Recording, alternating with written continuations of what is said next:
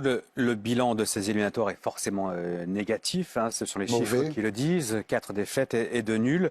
Le Togo n'ira pas au Cameroun après avoir manqué la CAN 2019. Et la question que tout le monde se pose est de savoir si vous souhaitez, malgré tout, continuer l'aventure avec les éperviers. Je suis très triste au moment où je vous parle à Vincent. Je ne vais pas tomber dans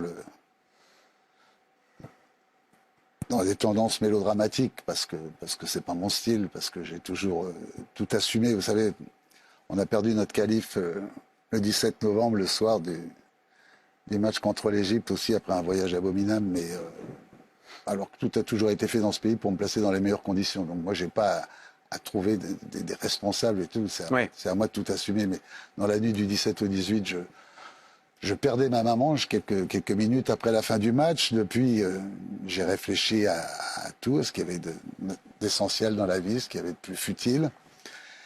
Et puis, j'ai fait le point que doit se faire tout entraîneur, à savoir que cette période de qualification a été, je vous ai dit, des moments de grande qualité, avec un staff incroyablement compétent, mais vraiment de très haut niveau, avec des joueurs qui sont en train de m'appeler et tout. Mais il faut tirer les traits après un certain temps, voir que dans le foot, il n'y a qu'une chose qui compte in fine, sont les résultats. Quand il n'y a pas les résultats, moi j'ai eu la chance toute ma carrière d'en faire beaucoup de résultats partout. Là, je pense qu'on a énormément bossé avec Graines du Togo, c'est 15 000 enfants quand même qu'on a découvert et qui petit à petit commencent à remplir les équipes des moins de 16, des moins de 17 ans et l'équipe féminine. Mais c'est le moment pour le Togo de dire que, en ce qui concerne l'équipe nationale, c'est fini pour moi. C'est une décision que vous avez prise seule ou en accord avec vos dirigeants? C'est une décision que j'ai prise après en avoir longuement parlé avec la ministre des Sports, qui est une dame de grande qualité, qui vient d'arriver, qui a envie de bâtir des choses, qui était aussi très triste parce qu'elle a envie de continuer, elle avait envie de continuer à travailler avec moi, mais je crois que rien n'est plus important que l'équipe nationale. On ne peut pas d'un seul coup faire en sorte que tout se focalise sur un sélectionneur et qu'on oublie la chose essentielle, c'est l'équipe nationale. Savoir que le premier match de qualification pour la Coupe du Monde, c'est comme ça que j'ai réfléchi à tout. Bon, là, c'était la fin des qualifications pour la Coupe d'Afrique. Une nouvelle élimination. Mais bon, l'Égypte a raté 3 Coupes d'Afrique des Nations, ça n'a pas empêché le football de continuer à vivre et de se remettre en place. Le premier match de Coupe du Monde, c'est au Sénégal. Rien ne dit que le Togo ne fera pas un résultat les éliminatoires pour la Coupe du Monde 2022, donc. Au mois de juin. Même vous êtes dans le groupe du Sénégal sera bien évidemment archi favori. Et après, il y a 2 matchs, Namibie et Congo. Admettez qu'on perde au Sénégal.